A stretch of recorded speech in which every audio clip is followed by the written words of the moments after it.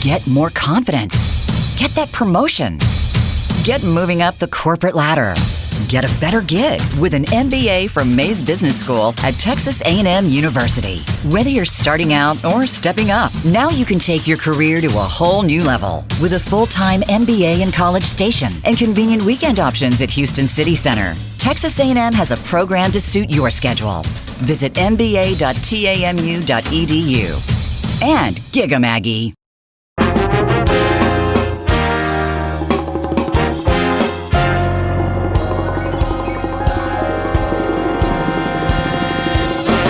Howdy, welcome to Mays MasterCast. I'm Shannon Deere, the Assistant Dean for Graduate Programs, here with your bodacious host, Ben Wiggins. Bodacious, I love it. How you doing, Shannon? I'm good. How are you? I'm doing well. It is a beautiful day in Aggieland, and it's been a good day. Yourself? Yeah, good. Would you like to know how I came up with the adjective for the day? I mean, it's to me, it's a word from Teenage Mutant Ninja Turtles. But That's true. What is it? What is it to you? No, that's what it is to me too. But you said audacity, and then I was thinking audacious, but that's not a really nice word because you were turning on your audacity to record today's episode. True. And so I then went to the next word closest to audacious. Audacious, bodacious. It felt like a blast from the past, so I used it. Spacious. I don't think I can be a spacious host. Well, but you take up a lot of a room. Thanks. Do you like how that's like kind of neutral? I liked it was like the underhanded, not exactly a backhanded compliment, but underhanded. It could have been a big compliment. Like, you're amazing. You light up a room and you don't know how I meant it. I said it super neutral. That is true. You said it very neutral. No, I appreciate the ambiguous nature. I'm here with your ambiguous host, Shannon Deere. Of course, you're amazing and take up exactly the right amount of space in the room. Thank you. That was very kind. But today on the show, we have Bridget Brennan, and it's a special episode. We're not going to tell you who Bridget is quite yet, but it's a special episode where we partner with Richard Castleberry, who is the director of the full-time MBA program and the MS Business program. He's been leading a speaker series at Mays Business School with lots of amazing executives and leaders in business who have brought some really cutting-edge presentations and conversations to our current students, former students, and anyone in the Mays community who wants to attend. You can find recordings of those speaker series on YouTube, on the Mays Business School YouTube channel. But today, we bring you a joint episode with the speaker series led by Richard Castleberry and Mays MasterCast. So Ben got to interview Bridget live in front of students. So you'll hear questions that they asked, and as well as an interview with Ben and Bridget. I think that this might be my favorite episode that we've done, or it's close up there in the top 5. Yeah, I really, really liked Bridget. I've listened to the episode twice now. We normally record intro, outro right after the guest is here, but on this one we had a little bit of a delay. And so I listened to the episode again before we talked about it today, but I really thought her insights were so valuable. She has a ton of energy. So we hope you enjoy the episode. Let's get into it. We're very fortunate to have Bridget Brennan with us today. And before I say anything about Bridget as far as her bio is concerned, Bridget, of course, is an Aggie. And it's awesome to at least virtually welcome you back to Aggie Land. We'll get you back here soon. Please, COVID pass so I can come visit College Station. Absolutely. We're going to all have to hit a football game together. Would love it. Excellent. All right. Well, let me go ahead and introduce Bridget. Bridget Brennan is the world's leading authority on women consumers. She is the founder and CEO of the Chicago-based advisory firm Female Factor and author of 2 best-selling books. Her first book, Why She Buys, was called Essential Reading by the Wall Street Journal. Her new book, Winning Her Business, was nominated for 2019 Business Book of the Year. Bridget works with Fortune 500 companies around the world and writes about marketing to women for Forbes.com. She was named a woman to watch in retail disruption and is a proud member of the Minnesota Vikings Women's Advisory Board.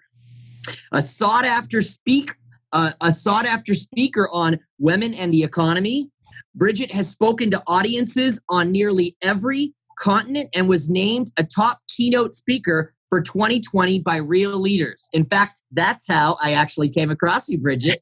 That's right. She is also a frequent guest lecturer at universities and MBA programs.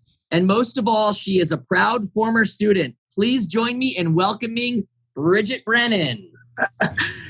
Thanks for that great introduction, Richard. Hi, everyone. It's so great to be with my fellow Ags. Yes, it's awesome to have you. Now, I want to make sure to let everyone know this is a very special edition of the Full-Time MBA and MS Business Special Guest Speaker Series because it is really part of the Mays MasterCast for the first time. So I'm actually going to be handing it over right now to my colleague and friend, Ben Wiggins, to run the show. Ben? Thanks very much, Richard. And thank you first to Bridget for joining us today. We really appreciate your time. Thank you to Richard for getting all of this put together. We are sincerely grateful for both of you. And we are honored as the MasterCast team to be able to participate in this process. Thank you also to all of the students, staff, faculty, and friends who have joined us on this call. It is our pleasure, and we are very grateful to be here. Bridget, I will start by asking you, as Richard mentioned, as the founder and CEO of Female Factor, you study women for a living. How did that come to be? Yes, it's not a typical job, and you can imagine the kind of jokes I hear when I explain to people that I study women's consumer buying patterns. Mm-hmm. But it's a fantastic and such an important line of work and line of study. You know, I should say that from my earliest beginnings, I've come to this subject quite naturally because I grew up as the oldest of 5 sisters with no brothers. So I grew up in a predominantly female household, but my father was a career military officer. So mostly we lived on military bases. And back in the 70s and 80s, military bases were very masculine worlds. And it was when I was a kid that I really started to become intrigued by gender differences. And I would really notice the behaviors and the etiquette and the patterns on base between most of the people in uniform, who at that time were predominantly male, and then the other people who were running the households and many of the social and educational activities, who were the women. So from a very early age, when I was young, I found this fascinating.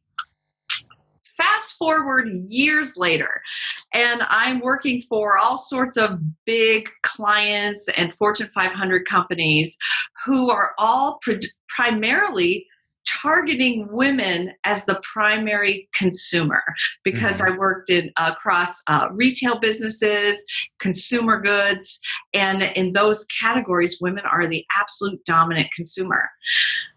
And I couldn't help but notice, and it took me years to act on my instincts, but I was always noticing, wow, these companies are all targeting women. They depend on women for their fortunes, but women are missing from all the senior levels of management and all these critical decision-making areas like R&D and product development and marketing strategy. And I would find myself sitting in these conference rooms, often being maybe the only woman in the room, and there would be a product launch debrief. And everybody would be sitting around the conference table, wringing their hands and saying things like, why didn't we hit all of our goals with that product launch? Was our distribution strategy off? Was our pricing wrong? And for so long, I would sit in those meetings when I was young in my career and think, could it possibly be because you were depending on women to come out in droves and buy this product, but no women were involved in any meaningful way in its creation?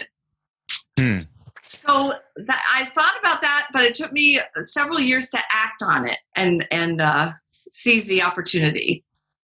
So now with your work at Female Factor, I'm assuming that what you're doing is filling in many of the gaps that male-led companies have failed to bridge. What do you think is the biggest gap between these companies that you've mentioned previously and their female consumers? What's the biggest problem that they're not solving? Does that make sense? Yes. Well, we could talk about this for hours, but I've been working on this subject now for almost 20 years. Mm-hmm. And if you had asked me 20 years ago, when I was just starting out in 2003, I started this program called Speaking Female at the company I was working for. And we could talk about that later. But if you'd asked me in 2003, by 2020, do you think that women will still be only 7% of Fortune 500 CEOs and largely missing in many ways from the management teams and the boardrooms? I would have thought, no, by 2020, we will have made huge strides, but we really haven't. The numbers have been pretty static up until even the last couple of months. In fact, the numbers are so small at the highest level that every time a woman takes a job as a CEO or steps down, the percentages move all over the place because the numbers that we're starting with are so small. So what I feel is missing is one, the representation. There's a lack of inclusivity, and we all know that this is a hot topic, and everybody, the most big companies are working on strategies to become more inclusive. But I also see that there's sometimes a lack of understanding about how women and men can approach the consumer marketplace differently. And I often will hear in meetings, people use the word consumer over and over again. How is the consumer changing during COVID? What's up with consumer spending patterns this quarter? But consumer doesn't get to the heart of the matter, which is that women are the engine of the consumer economy, driving between 70 and 80% of all consumer purchasing through a combination of buying power and influence.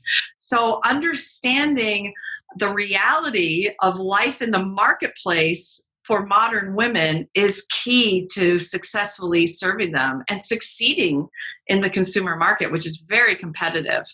What are the most common myths about women as consumers, most common misunderstandings? Well, I'd say that some of the big ones are still with us. Stereotypes are slow to die. That is something that I have found out. They are no question. So there's still this impression that, women just spend their money on things like shoes and handbags and sparkly things. I get those jokes a lot. And the reality couldn't be further from the truth. 41% of households with kids in the United States have a mother who is either the primary or the only breadwinner. Women's incomes are vital to the economic security of their families and households and vital to the economic health of countries the world over. Without a doubt. So women are the dominant consumer, but are not often viewed with the level of seriousness with which they should be viewed. You also talk about the fact that women have a multiplier effect on sales. Can you tell us and our listeners a little bit more about that? Yes. The women's multiplier effect. This is a big deal. So the reason that women drive so much consumer spending is because around the world, in virtually every society there is, women are the majority of primary caregivers for both children and the elderly. And it's in this role of primary caregiver that women are out in the marketplace buying on behalf of lots of different people. You already know that moms buy on behalf of kids and women buy on behalf of spouses and partners, but that's just the beginning. Women buy on behalf of neighbors, their businesses, their elderly parents, their in-laws. When you add all of this up, you get to this multiplier effect. And the multiplier effect really means that women are not just buying for themselves, but buying for multiple constituents. And B, if you have a happy customer who's a woman, she is the gateway to everybody else in her household, as well as in her social and business networks. Because when women find a great business or a great deal or a great resource, this is often a topic of conversation amongst their female friends. Women drive word of mouth publicity. I like to say that women are the original social network, because when they find a great resource, they often feel like it's nothing less than their duty to pass on that information to their friends in the spirit of being helpful, because most women know that their female friends are in the same position they are in terms of provisioning and procuring for the household. So when you have happy female customers, they can be like rocket fuel for a brand. I have seen that happen firsthand. Your first book, Why She Buys, had a strong focus on marketing. Your new book, Winning Her Business, is focused on the customer experience. By the way, congratulations again on being nominated for the 2019 Business Book of the Year. That's incredible.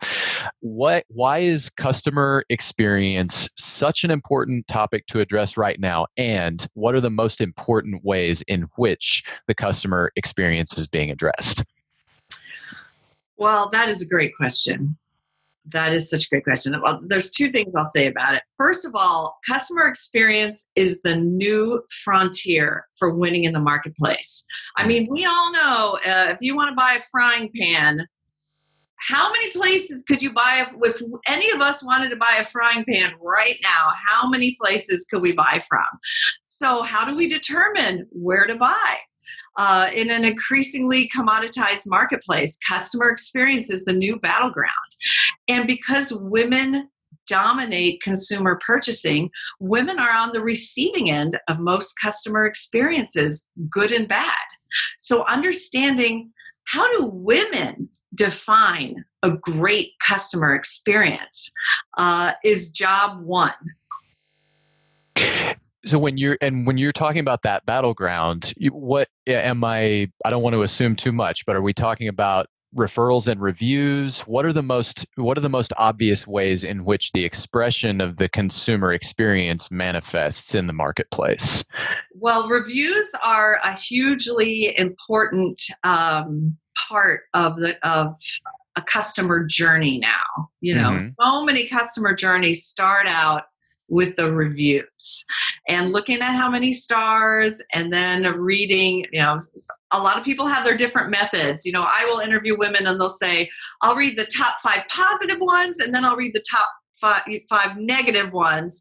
And, a lot of people have different formulas for how they weed out reviews that they might view as being fake or suspicious and try to get to the nut of it. But reviews are absolutely important in the age we live in now. But customer experience is really everything from marketing to a customer's values to their omni-channel experience, whether you're buying from them online or in brick and mortar. And here is what is wild. It is 2020. We have never had more ways to communicate with our customers. And yet, great customer experiences are still the exception and not the rule. Well, why is that? That is what this book attempts to find out and address. It's a compelling question, and you have some interesting case studies in the journey to answering that question. The most eye-catching one Richard mentioned earlier was the Minnesota Vikings. How does a professional football team deliver a great customer experience, particularly with women? Yes, well, women make up about half of all NFL fans, and everybody in the football industry is aware of that fact. And the Minnesota Vikings have an amazing management team, and a few years ago, they built a brand new world-class stadium. And it's interesting to think about a football game as being a customer experience. But that is how the Minnesota Vikings view it. I mean, it is an experience. And if you're a fan, a fan is really another word for customer. And so they built a truly inclusive fan experience within the stadium. And I'll give you 3 examples. And I think these examples show that when you create an experience that makes women happy and delights women as customers, you're usually making all of your customers happy, including the men too. So, it's the proverbial rising tide that lifts all boats. So a few things that the Vikings did in their stadium is, for one thing, everybody likes to wear merch to a football game, right? A&M, you're wearing your logo, you're wearing your hat, you're wearing your hoodie, everything's got A&M emblazoned on it. Mm-hmm. And so, they made sure that in their stores in the stadium, they had an equal amount of women's merchandise and men's merchandise. Now that sounds like a small thing, but actually for women, it's a big thing, because for years, women would have to buy like a men's size small in sports gear. And now it's being created for women. Secondly, they built throughout the stadium private nursing suites for nursing mothers. And they created these suites so that any mom who wanted to bring her baby but was breastfeeding would have a comfortable and private place to do so. And then they made sure that fan, while she's feeding her baby, could actively watch and listen to the game so that she wasn't missing anything. So that's really cool. So here's what's cool about that is, even if you're not a mom, even if you're not breastfeeding, even if you're not a woman, you walk past those rooms in the stadium and you think, wow, that's pretty thoughtful. Somebody thought about all the fans here. And then finally, they created a sensory room for people who might have autism or other sensory challenges, that they could go and have a break and spend some time in a quiet area, because football games can be very loud.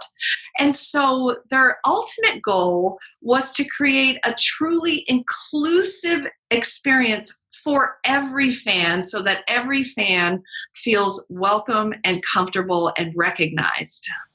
Okay, that's great. Really happy to hear that. So let's shift gears and talk about online buying. You write about how e-commerce has changed women's expectations about brick and mortar buying. Can you share a little bit more of that with us? Yes, thanks for that question. And, our expectations have shifted so much. In ways that we don't even realize. We become more impatient with things when we can't find them at brick and mortar stores now.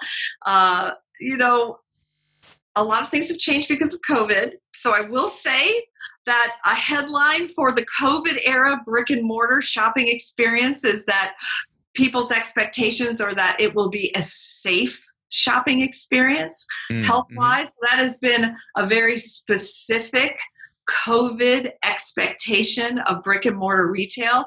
And, when before COVID, when I would interview women about, what are your expectations in brick and mortar around things like safety and security? Usually safety meant things like lighting in parking lots, or lighting in half-empty parking garages, or making sure there's enough light over the store entryways and exits. That meaning about what is safety and security in the age of COVID, it's all about being safe from the coronavirus. So I've seen that shift. But broadly, how has e-commerce shifted our expectations? It's that with e-commerce, let's go back to that frying pan example. If any of us were to embark upon buying a frying pan right now, which we could multitasking do while on a Zoom call, I'm sure we've all been there doing something else. We know exactly what's going to go down in this purchase before we even start. We know where we're going to look. We know we're going to look at reviews, but we know what we're going to find. And then when we buy it, we know exactly what's going to happen. We're going to get the immediate confirmation. We're going to get the thank you. We're going to get the delivery info when it's shipped, and then it arrives conveniently at our place of home or business. And we're recommended other items that we might like to go with that item. Now, imagine we're looking for this frying pan and we just pop into a store. The difference is with the e-commerce experience, there are almost no variables left. We all know what's going to happen. When you walk into any brick and mortar environment, the variables you encounter are endless. Are they going to have your product? Is it going to be in stock? If it's in stock, is it the right color or the right size? Is there anybody there who will help you? You encounter all these different variables, which for brick and mortar is a challenge, but also a huge opportunity. Sure. Because it's an opportunity to discover things you didn't even know you wanted or needed, and to have positive social interactions as pre-COVID, and sensory engagement. Because it's interesting to consider that you can still really only engage two senses online: sight and sound. That's it. But within the four walls of a store, you can engage sight, sound, smell, touch, taste, and maybe have a really cool and interesting interaction with another human being. So those are the cards I think that brick and mortar will be playing, particularly in the post-COVID age, because definitely this is going to lead to an evolution in brick and mortar retail experiences. I'm fascinated by this multisensory possibility. Are you aware of any examples that you could share with the group in terms of how retailers are using or any kind of commerce is using smell, taste, and I mean the interaction with another person? Obviously, that's all over everywhere. But how are they leveraging this? Yeah, I think you're seeing it in big ways and small ways. Like right before the pandemic hit, I walked into a bike shop. I was looking for a new bike. And the first thing the bike shop owner asked me was, "Would you like a cappuccino?" Now, I can tell you, I was not expecting that. But with self-serve coffee machines, it's easier than ever to offer some element of hospitality, which we humans have had as part of the marketplace for over 1,000 years, maybe. Sure. Hospitality is part of what we humans do around the world, and you see it in big ways and small ways. I got offered a cappuccino at a bike shop, but then, a big brand like Nordstrom has rolled out bars and restaurants in the men's departments of some of its stores. And we all know that you can find Starbucks inside of a lot of different stores. So I would say food and the sensory delight around food is the first area that we have seen retail really grasp onto in terms of branching out into these other sensory opportunities in IRL, in real life shopping situations. Right. We've talked at several points in this conversation about how COVID has changed things. How are women's buying patterns changing as a result of COVID? How much time do you have? Well, women have been disproportionately impacted by the pandemic. Lean In and McKinsey came out with a study that last week that shows that something on the order of 3 hours extra per day are being spent by many working women since COVID on activities like childcare and household labor. 3 hours a day, times 7 days a week. And many women of young children are balancing distance learning with either trying to maintain their own job or look for a job or go out to a job that requires childcare, but maybe their childcare options are no longer available to them. So what we're seeing right now is that women simply have less time to engage in the marketplace. And something we understood even before COVID hit is when there's less time to shop, the expectations and the need for ease and convenience go up. It's an inverse relationship. The less time there is to shop, the more you expect ease and convenience. And I think what we're going to see is a revolution in what does convenience mean beyond just fast delivery. Because pretty soon, fast delivery, I mean, you could already argue that fast delivery options are available, in a mainstream manner. So if everybody's convenient in that way, what's the next level of convenience? What does convenience mean beyond just time? What does it mean in terms of ease? I think we're going to see a very broadened definition of convenience as we come out of the pandemic.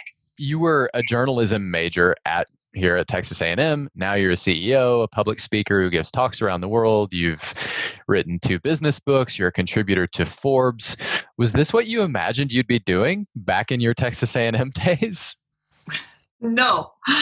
So I was a journalism major, and when I graduated, I thought I was going to be one of 2 things. I was either going to be a travel agent or I was going to join the military. And in fact, when I was at A&M, I took the Air Force Officers Candidates Entrance Exam. Oh.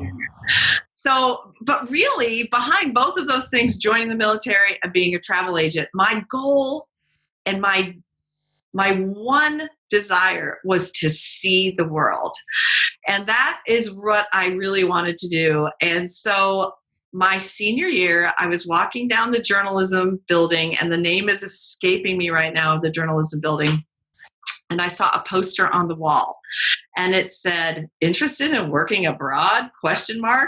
And there was some like 20-something looking like, they had a backpack over their shoulder, and you could pull off a phone number. And I spent $80 and I got a visa that would allow me to work in Britain up until 12 months after the date of my college graduation. So I graduated. A couple days later, I moved to London, and I got a job as a temp because they just gave you the work permit, but you had to find the job. So I got a temp, and I got a job at the coolest temp agency. It was run by 2 women, and the temp agency specialized in only sending you to ad agencies. So all their clients were ad agencies.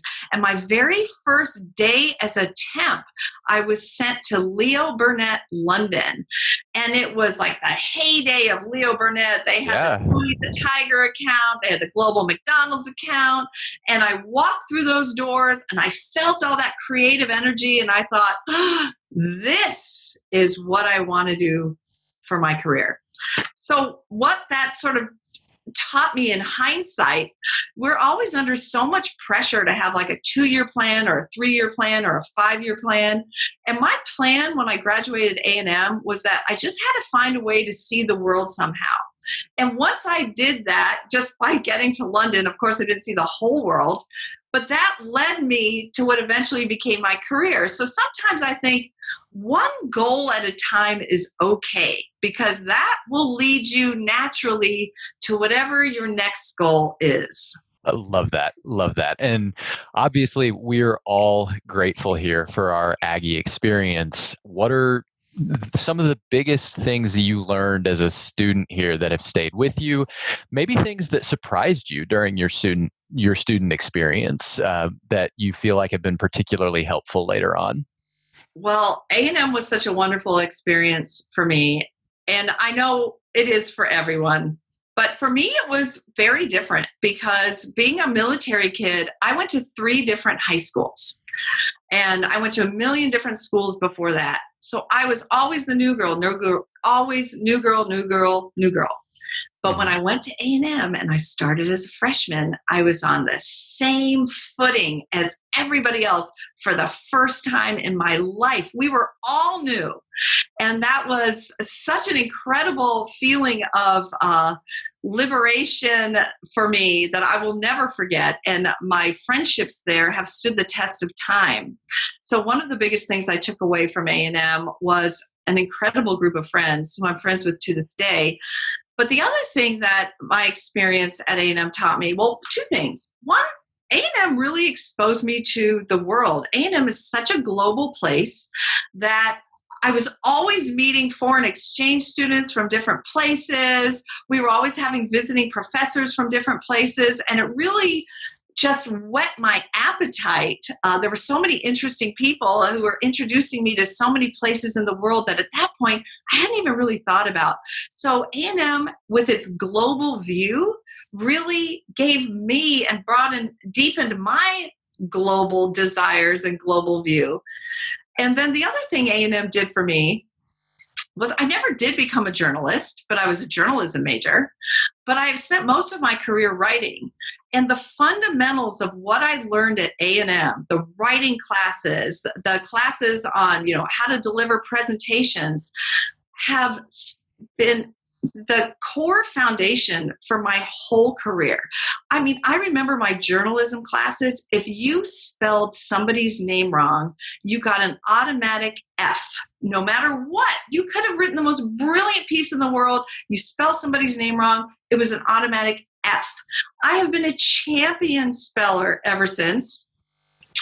And actually understanding how to pronounce and spell somebody's name in customer service is very important. Sure. And so I think, for all of you on this call who are in school right now, you have probably no idea what your life is going to be like 10 years from now from a career standpoint.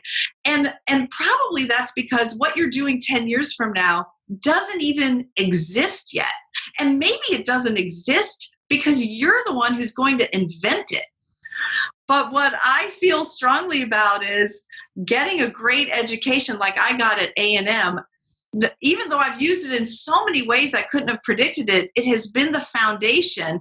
And I kind of can't wait to see where it leads me next. Wonderful. Thank you so much for that, Bridget. And I will turn it back over to Richard for some Q&A. So Aaron Buchanan, one of our full-time MBAs, asks, with the growth of e-commerce, we have also seen a growing abundance of high-quality products. If the customer has access to a dozen high-quality products that are all well-reviewed, what can a product team do to make their product stand above the rest? That's a great question. That's a fantastic question. And you have basically hit on the heart of why the marketing industry even exists. It is to differentiate a product in a crowded space by giving it meaning and putting values behind it and telling a story around it, a story that you want to be associated with.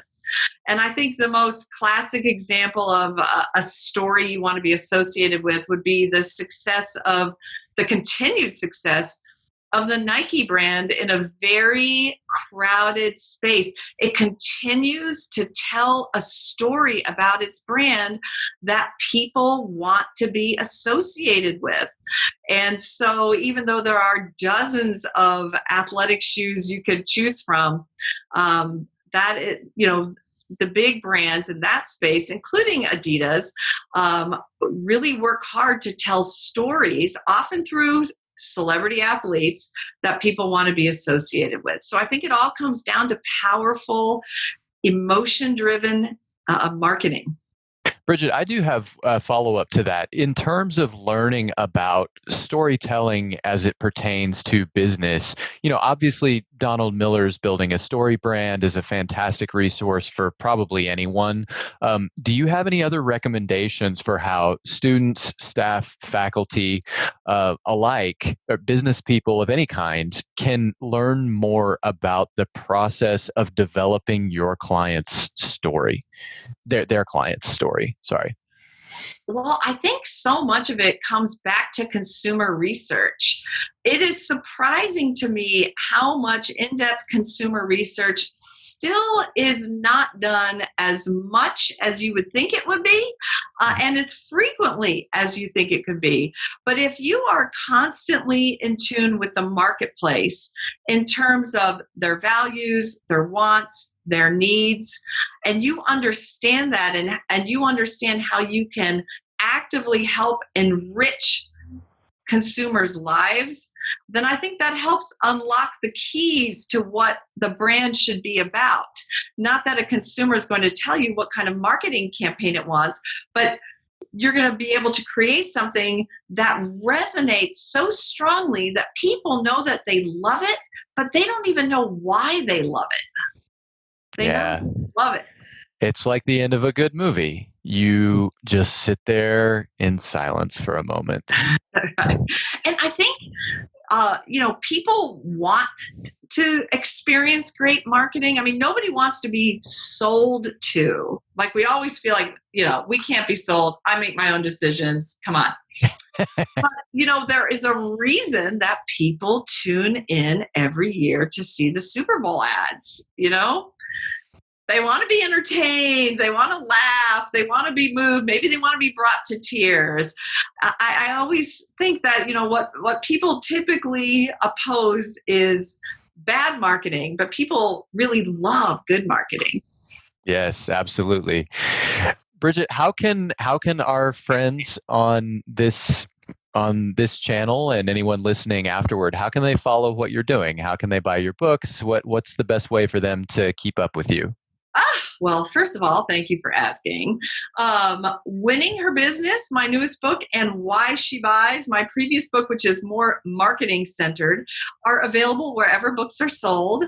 I have a column called Why She Buys on Forbes.com. I'm very easy to find there. Let's link in. I'm Bridget Brennan on LinkedIn, and my website is bridgetbrennan.com. Fantastic. I'd Go ahead, like Richard. to ask a question, if you don't mind, and we do have a couple new questions coming in. I did want to ask you real quick, what's your outlook on the Christmas season? First of all, it's going to be very interesting to watch what happens this holiday season, and arguably the holiday season has already started. I think that a lot of people are not going to be spending money traveling. So does that mean that they might spend those discretionary dollars on different purchases for their homes or their households? I think people are going to be inventing new traditions, which may spark more marketplace engagement. And I'll give you an example. I interviewed a woman just a couple of days ago, and she said that her whole house is strung in Halloween lights and a Halloween lighting display. And I said, "Oh, you have a Halloween lighting display?" And she said, "Yeah, it's, we're starting a new tradition. I mean, usually we only do this at Christmas, but our kids are so bored that we did it just to, give them something to do. They participated in it, and it makes the house seem more festive when we're still, they're doing remote school every day." So now they've started a new Halloween tradition of lighting their house and going out and spending money on lights and decor, when previously they would only do that around the Christmas holiday. So a lot of people can't travel, and a lot of people are really thinking about their homes. And I think it's going to be interesting to see what kind of spending happens. Of course, there's still the uncertainty of when is all this going to end? Am I going to be able to keep my job? There are so many people who are out of work. So, of course, all of those economic factors are hugely important as well. Another question from Aaron. These questions are really good, by the way. As the storytelling becomes key to capturing consumer attention, corporate marketing is more often stepping into discussing political or social issues that their consumers care about. What do you see happening with this trend in the future? Is this going to become expected at some point? Is it going to be more common? What do you see happening with this as time goes forward? Boy, these are all great questions. I mean, obviously, we're already seeing it happen. And over the last couple of years, there's been a big uptick.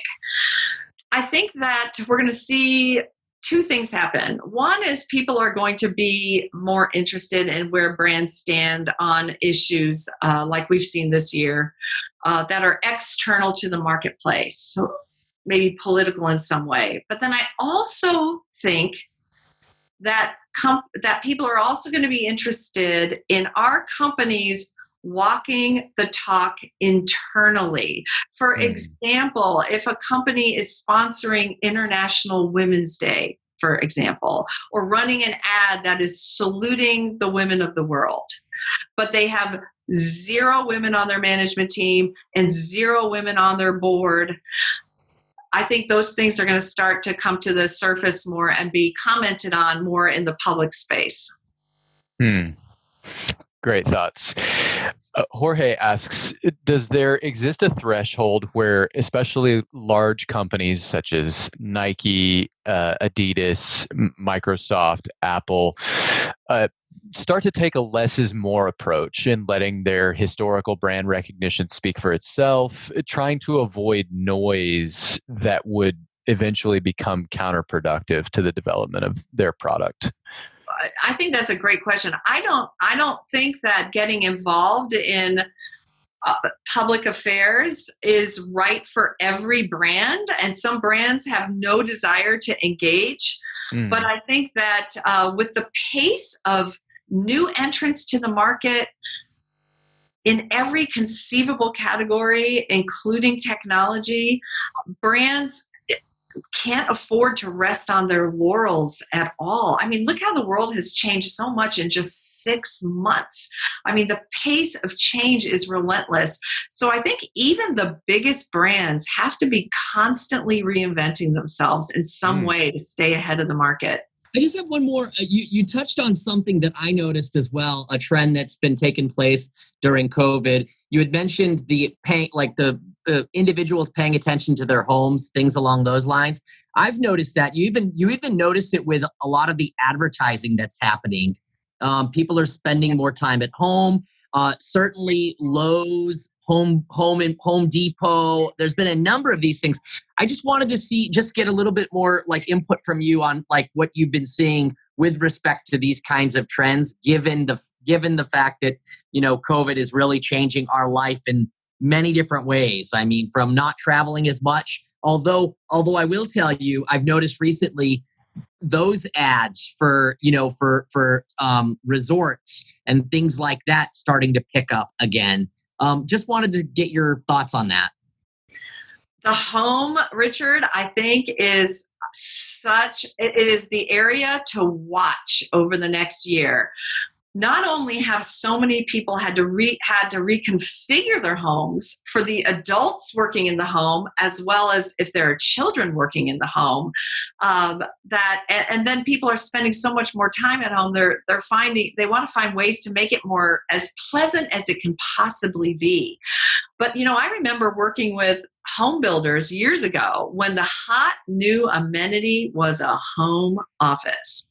Well, now, who wants only one home office? I think what's going to be fascinating is to see how home design changes as a result of this. Not just the furnishings, but how homes are actually designed at the architectural level. Brilliant. I will begin to close us by saying thank you so much for your time. We really appreciate your insight, your energy. This was so much fun. Oh, thanks. It was a blast for me. Thank you all. Thank you for inviting me. It's great to meet you all. And let's be sure to link in. I'd love to stay connected. And thank you to our friends who joined us, students, staff, faculty, friends from elsewhere, across the world. Thank you to everyone who is part of this discussion with us and for the great questions that you added to this process. So my hat's off to everyone on this call. Thanks for your time. We hope you enjoyed the episode. For our MasterCast top 3 takeaways, I wanted to start with Bridget's discussion about women as consumers and the misconception that women spend money on shoes, handbags, and sparkly things. Our sparkly host, Ben Wiggins. Look, I want to know what's wrong with spending money on sparkly things, but yes, I understand the issue with that perception, and yes, it is good for the world to move past that place. But I am occasionally sparkly. I don't know if I'm sparkly. I don't think I'm actually sparkly. No, but I don't know that I would describe you as that either. But you were saying? Well, it's just, I mean, women can and should be able to buy sparkly things should they want. But the issue is how much companies are missing out on understanding the purchasing power of women by thinking that's what they're purchasing or that's the decisions that they're making. I write a lot about how women have a tendency to invest more in their families than men do. So when women's income goes up, a higher percentage of that increase gets spent on typically education and healthcare. Whereas for men, oftentimes that increase is typically spent on entertainment or just incremental spending, not necessarily invested back into the family. And I thought it was so interesting how Bridget talked about the multiplier effect for women, that they're not just buying for their own household. They might be buying for other family members for whom they are caregivers, like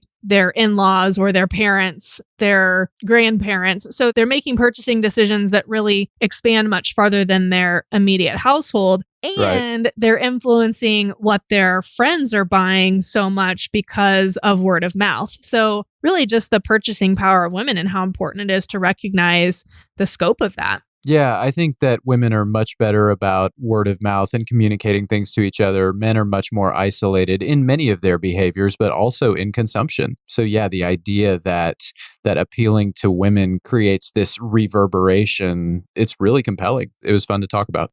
I was making fun of my sister the other day because she gets really zealous about things. Like if she finds something that helps her, she wants everyone in the world to use it. And if they don't, she gets personally offended.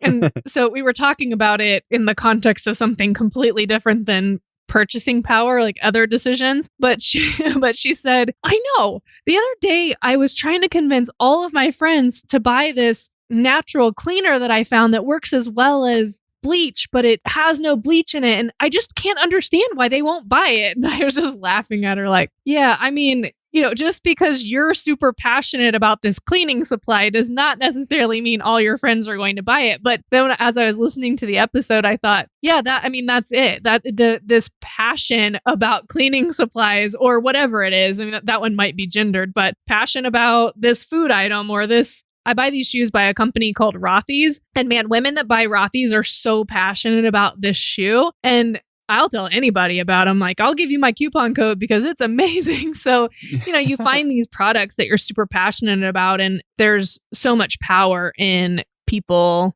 telling each other about it. I'm glad that people, and especially women, are good at that, and that we're social as a species in that way. Maddie and I will occasionally play a game called How Crunchy Are You Today? And that often plays into, a product that she has found and like how passionate she's feeling about it and how determined she is to make sure that her friends start using it, or occasionally that her husband starts using it. And so occasionally I'll ask some questions about like how crunchy the product is versus how productive it is. Uh-huh. So occasionally it turns into a game, but I don't know. It's all love, and she discovers a lot of great stuff. Yeah, and it is love, right? When you discover it and you love it and you want other people that you love to benefit from it, it's all of that. Yep, definitely. So for our second takeaway, I wanted to talk about the emphasis on customer experience and customer service that Bridget talked about. She called the customer experience the new battleground. And kind of from the perspective of this omni-channel experience or she talked about a multiple sensory experience where shopping in a brick and mortar needs to be smell, sight, taste, and sound. Yeah. To differentiate it from online only shopping. Right. And I think that's interesting. And she talked about this in the episode. It's interesting that we know customer service is so important, and yet not that many companies do it well. Yeah, it's really true. And you see flashes of it in a good way from time to time. And there are places that it shows up in a really good way. But you and I talked about how core skills have become so important in the MBA program. Explain what you mean by core skills, just so people listening know. It's what people would have called soft skills back in the day. It's empathy, it's understanding, it's compassion, it's self-awareness, emotional intelligence, communication skills. Yes. And all of that is really part of I'm probably overstating with the word I'm choosing, but the transcendent customer experience has all of those things. And it's about your interaction with the process as much as it is about your interaction with the product. Yeah, that I think is really important because And it's not easy to do. And this is why companies don't do it. We've been trying to put together, just from a Mays Business School graduate programs recruiting perspective, this customer journey. What is even the process that our customer follows, or that our student in this case follows, to get into our program? Where are the bottlenecks, or where are the things where when you click that link, it sometimes is broken, or where it makes you enter your email address twice, or, I don't know. It's little things, but those little things as part of the customer journey really matter. Love RX Pizza here in town. Yeah. It's a pizza place that started downtown. I know you know what it is, but I'll tell everyone else. For those old ags who haven't been in town for a while, it's a pizza place that started in downtown Bryan in what was an old pharmacy. And now they have 2 locations, one in South College Station and one in downtown Bryan. And SoCo? And that's just to irritate my wife. Sorry, listeners. And everyone else. No. And I love their salads. They have these amazing, amazing salads. I'm not going to restaurants during COVID. And so I will only go to a restaurant that does curbside. And they've been really good about doing curbside. So I love that. But I called them the other day to place my order. And so I called and said, can I place an order for curbside? And they said, sure. Before I even said anything, they said, would you like your RX Cobb, no egg, no bacon, add rosemary chicken? And I was like, well, wait, what? And, they had my phone number saved in the system. It's so easy. They had my phone number saved in the system. They knew my order. I felt known, even though I had never met the person on the other end of the line. And all they did was my phone number popped up in the system and they knew the order I had placed last. But it mattered. It made me feel like, oh man, this is my place, right? This is the place I'm going to order from next time because it's so easy. And I felt special. I have a question for you, because I would have felt the same way as you. I think some people find, at a certain point, some people find that creepy. I am not one of those people. I want Alexa to know what I want before because it's the same thing I said at 5:27 the other day, but I am fine with being having my advertising taste catered to, all of that stuff. But at a certain point, I think a lot of people start to get wigged out by that. Yeah, I can see it. To me, Alexa's, now she's going to turn on because I just said her name. That's a little different to me than you have my phone number in the system at RX Pizza. That one, to me, there's no privacy issue. You just pulled up my order. I gave you permission to know what my order was and my phone number by calling. I don't know. That one feels a little bit different, a little bit less invasive. But I think it's a good point because, you don't want to get too predictive or too creepy about it, but a little bit of just making it super convenient for me is great, right? I'm going to teach Brielle to do the Alexa voice as young as possible so that she can just creep people out by saying, I don't know, if she ever has a job in customer service, she can say, I'm sorry, Jared, I didn't understand that. Can you repeat, please? And she can ignore Maddie like Alexa does. I'm not going there. Not going there. Good plan. Don't teach her that skill. Right. Let's move on.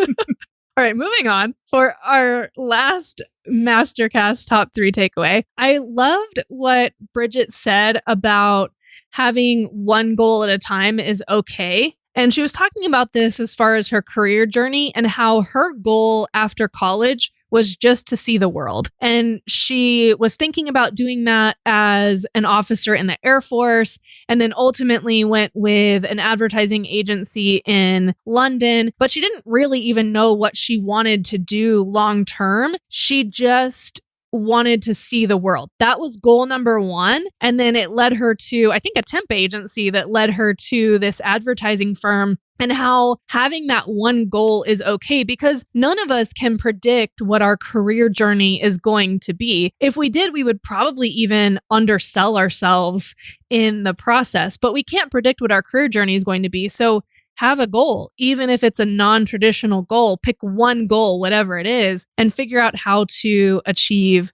that one thing. Yeah, that makes sense. And then understand that goal may change over time. And to me, one of the biggest challenges is if you feel like your one goal is changing, to figure out, okay, when do I pivot and when do I stick? Yeah, exactly. And I liked that with it being one goal too, that it makes pivoting much easier than if you've planned 5 steps ahead. You've talked about this before, kind of the power of quitting, right? But if you've planned 5 steps ahead, it makes quitting on step 3 harder, when really you didn't need to plan 5 steps ahead anyway. Having one goal was sufficient. Yeah. But maybe doesn't feel ambitious enough. So just giving yourself that permission to have one goal and pursuing that. Yeah.